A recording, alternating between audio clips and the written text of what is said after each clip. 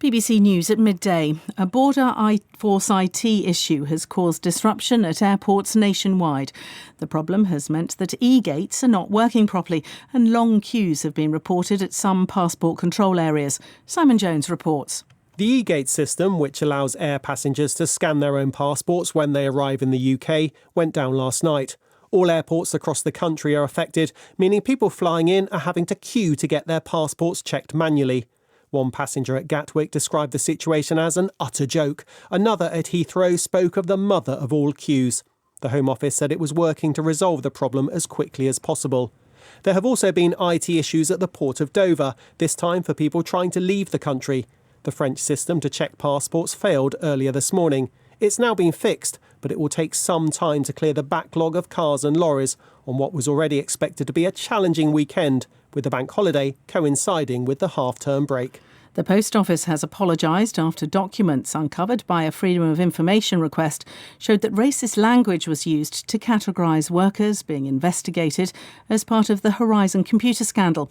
Hundreds of sub-postmasters were wrongly prosecuted for theft and false accounting because of problems with the IT system. The papers show fraud investigators were asked to group suspects along racial lines. Adeep Sethi's parents used to run 2 post offices and were caught up in the Horizon scandal. He gave his reaction to the latest revelation. It was quite disturbing, and it just goes to show that the Post Office has had a rotten culture at its core for a number of years, and this information wasn't made available by the Post Office. This information came about because of the campaigners and people who are fighting for justice from the Post Office. So this is how it came to light. Otherwise, it would have stayed buried for a long time. Ukraine's top security official says Kiev is ready to launch its long-expected counter-offensive. Alexei Danilov told the BBC the planned assault was an historic opportunity that Ukraine could not afford to lose as it seeks to liberate Russian-occupied territories. ITV says it feels badly let down by the presenter Philip Schofield after he admitted lying to conceal a relationship with a younger colleague on This Morning. Mr Schofield says the relationship was unwise but not illegal. Liz Howell is a former senior executive who worked at ITV. She said she doubts claims that Mr Schofield's behaviour was covered up by some at the broadcaster. This isn't prostitution, it isn't paedophilia, it isn't people trafficking. And the idea that there was some sort of massive cover-up at ITV to allow him to pursue these evil ends, I think is quite ridiculous and probably overstated.